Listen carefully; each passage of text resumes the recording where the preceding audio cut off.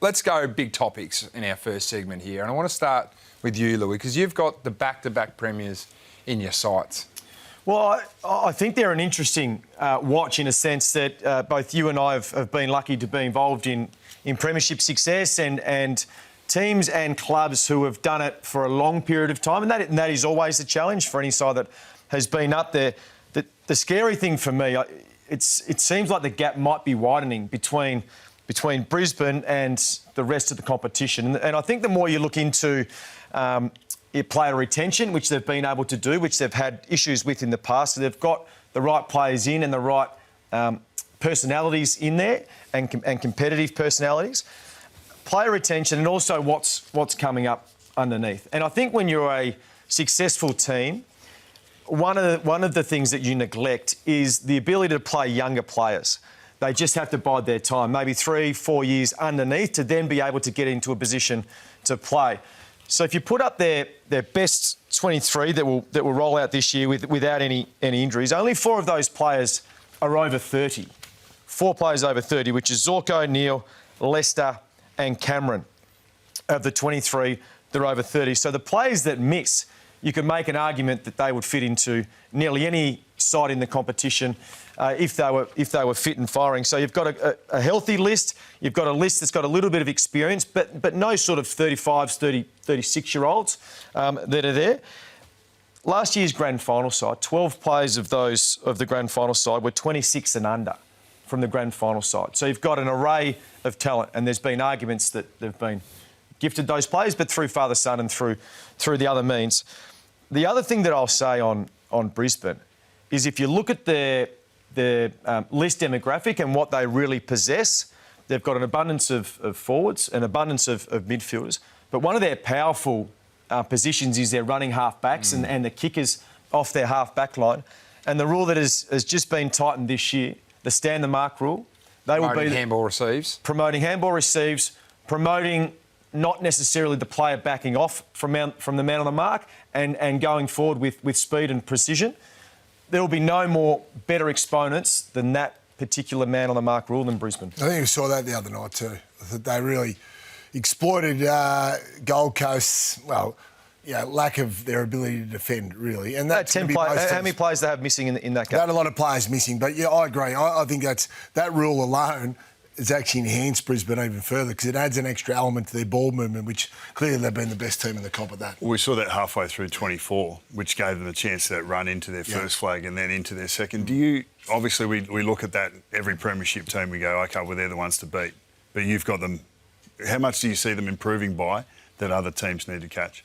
Well, I think that rule alone would give them an extra 5%. Just that rule alone, which again puts them in a really position. And I think the other thing internally, which is hard to get as well, is premiership players and non-premiership players. So the motivation from those players to become a part of the conversation in and around the locker rooms. Well, it'll be a dynasty for Brisbane if they win another one. Yeah, they want to be a part of that, whether it's 1, 2 or 3. Absolutely. And then the players who have played then want to reward their mates who might have missed out. So you look at the way that they play, and even on the weekend it was a practice match, getting themselves ready for the game. But you look at the acts and the desperation of younger players coming in who want to rock up on a Monday and see their name or the vision put up. So you see here young Curtin, who was just poleaxe on the wing here. Dan Rioli probably knows that he's got him for speed, but just didn't give up. This was a minute and a half to go in that game. So that type of desperation in a club that has already been successful has just filtered through from the top. How hyper-vigilant does Chris Fagan have to be about anything creeping in that might upset just the balance and the hunger to go back to back to back? Is that a huge watch? Well, I think with the group that he's got and the character and the personalities, I would be really surprised if that was ever an issue. Now, there will be a little peak and trough throughout the season, but I think, once again, they're a scary proposition for any team. Do the off-season reports and what's happened in Brisbane's off-season worry you at all about that playing group and the steadiness of it? No.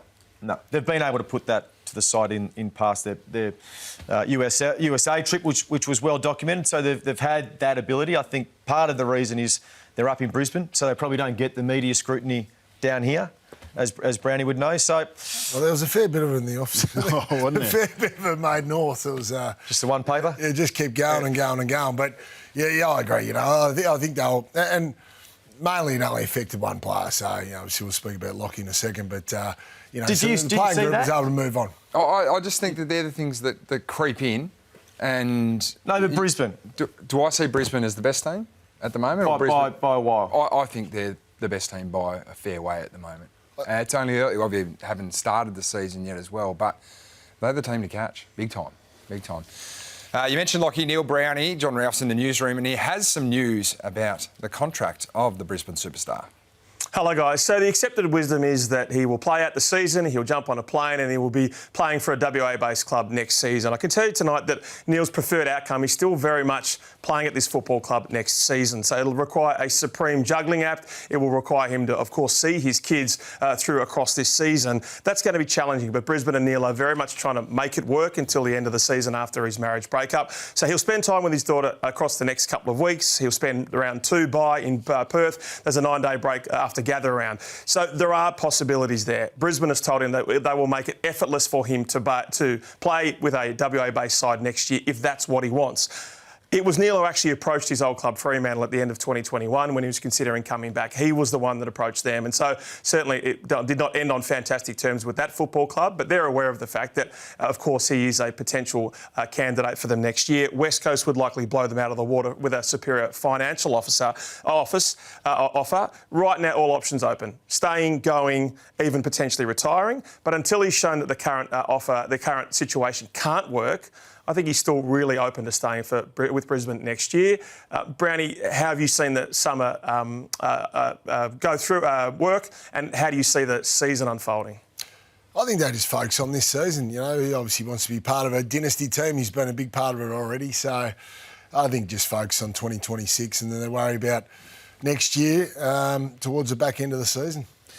And Ralphie, not even into round one or opening round, and we've already had a retirement, and it's from the Melbourne Demons. Yeah, that's right. And Stephen May was very much forced into retirement by Melbourne over the last couple of days. They made very clear to him that there was no situation in which he would not be a significant distraction for the footy club and also the new coach in Stephen King. So it involved really emotional meetings over the last couple of weeks, a significant payout, effectively the whole base component of his salary, some of the potential incentives. So over $500,000. He pushed back against it initially. He thought that he could play his way onto this team and wouldn't play VFL across the whole year.